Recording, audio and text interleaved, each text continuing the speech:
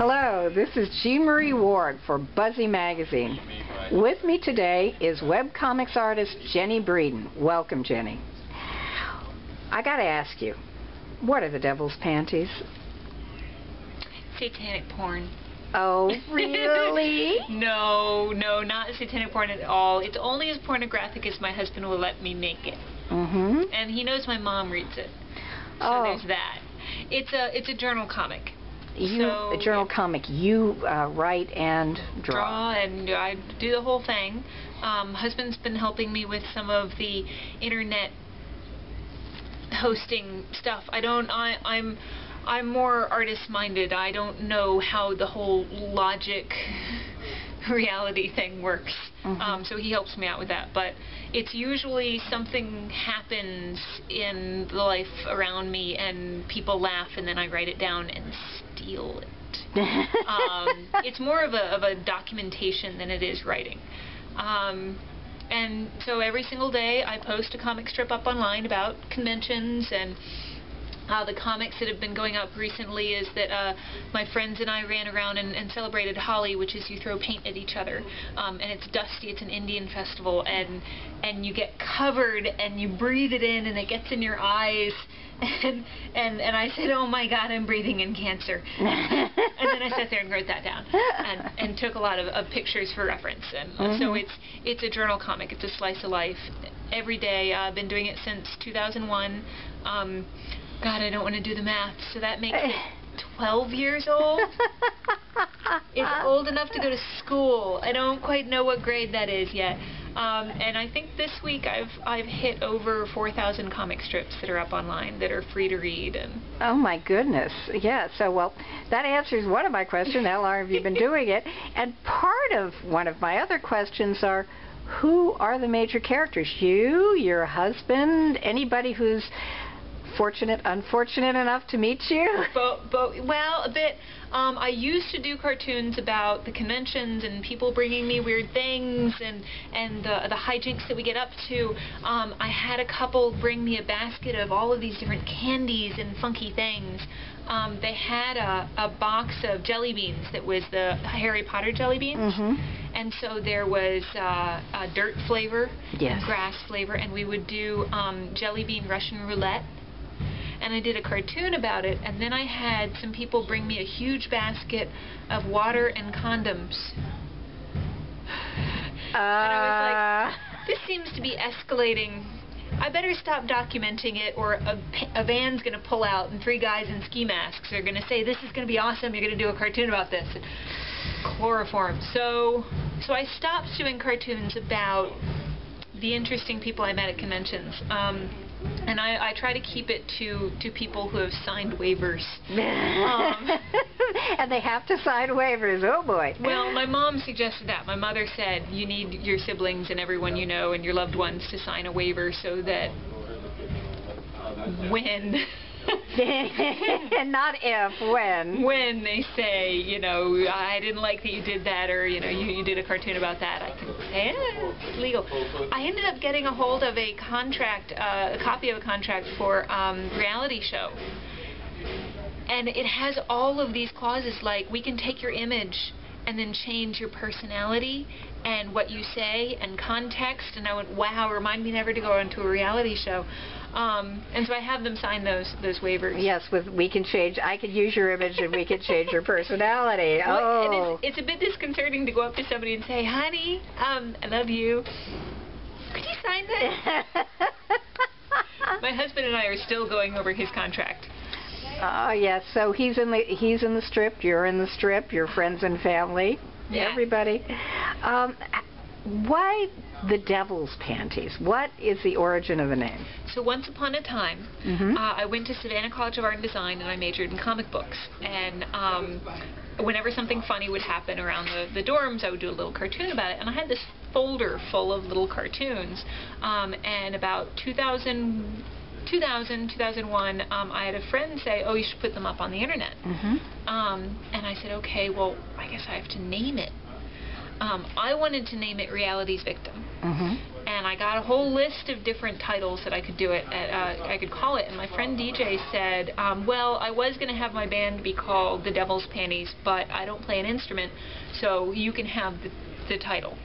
And so for one summer, I asked everyone who I came in contact with, what name do you like? Mm-hmm. They didn't know what it was. They just said, what name do you like?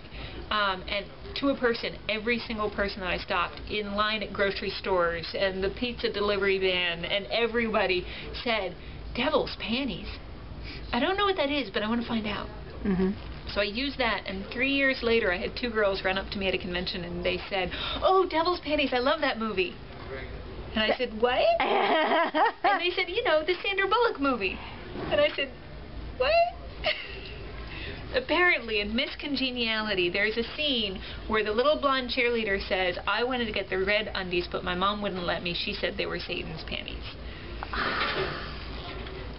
Why I used The Devil's Panties is that it was a way to filter the readers. It was a way to lure them in, because if you say, oh, it's a journal comic, that doesn't sound funny or interesting. Yeah. But if you say that it's satanic porn, they're like, I'm going to click on that one. And if anybody is at all, could be the slightest bit offended by Jesus smoking pot with the devil, which may or may not happen in the comic, then they're not going to click on it. Yeah. If they say the Devil's Panties, oh, that's, you know, that sounds, that doesn't sound good, then I don't have, surprisingly, I've never, knock on wood, gotten an email saying, oh, you're so offensive. I've had 2 emails. One guy said, you know, I really liked it back when you were cute and innocent, and you've gotten kind of vulgar and just the female equivalent to the man's show. And then a week later, I got another email saying, you know, I really liked it back when you were angry and violent and hardcore, and now you've kind of dumbed down and you've gotten all soft. And I was like, you guys need to talk to each other and decide what I am. So it does seem that everybody has their own opinion on what's hardcore and what's not. I actually, my mom reads the comic. My friends are in the comic. I don't do a comic about something that I'm not willing to say to someone's face, because I am a non-confrontational pussy. So I make sure that whatever's in the comic, it's something that I'm comfortable with, because the people who are in the comic know where I live. That could be a problem. So I had an aunt point out, she said that my comic isn't mean, and I try not to be mean with the comic, because they can find me. Yeah. You've mentioned also on your website that you struggle with dyslexia, like, you know, the word balloons. How has being dyslexic influenced your art, and, you know, positively, negatively?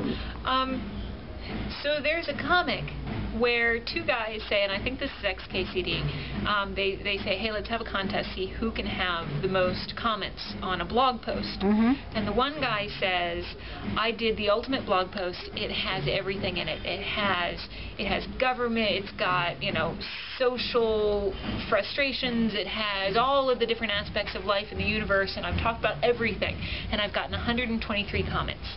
And the second guy says, I got 5 million comments. And the guy says, what did you do a blog post about? And he says, I put a spelling mistake in the title.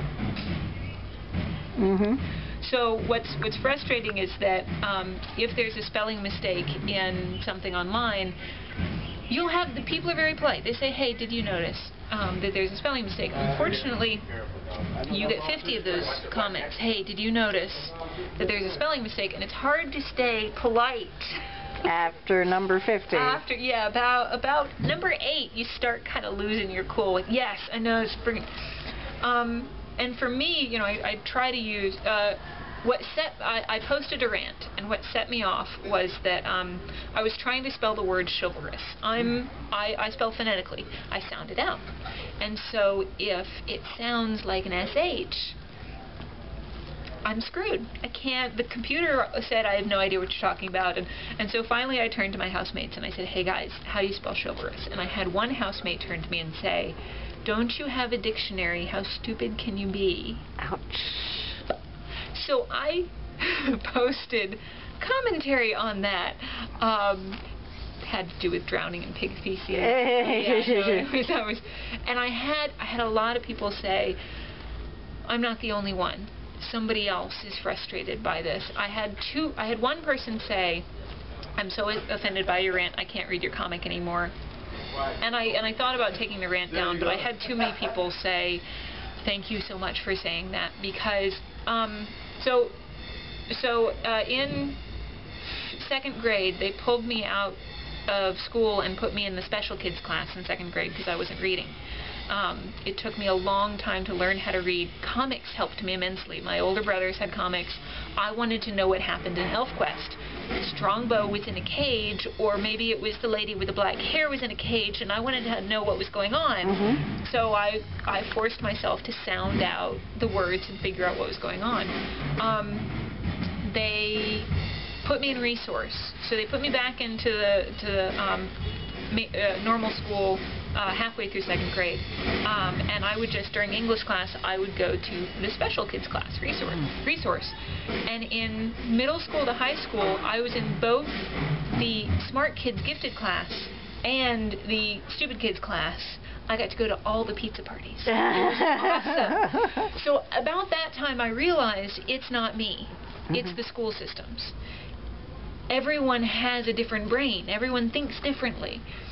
And yet they try to use the same way of teaching for everybody. And so it doesn't always work for everyone. I found that for me it's memory. It's trying to memorize names and dates. And you ask me about a movie, I can tell you the whole story of the movie.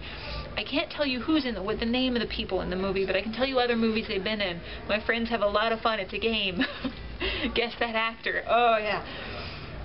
And so I found that to try to function in the public school system for memorizing the things that they want to memorize, I found that if I figured out a story, I got a story to figure out. I still remember, Denmark, mark on a den.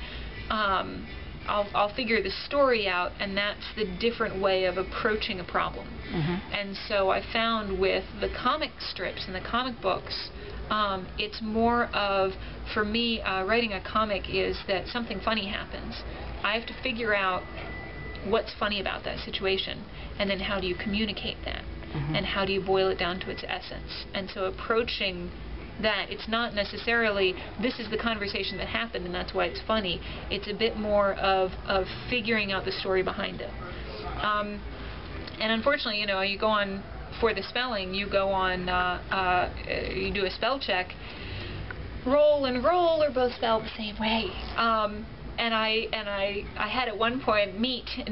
I did a comic about meeting a male burlesque dancer and said, "Oh, it's so nice to meet you, MEAT."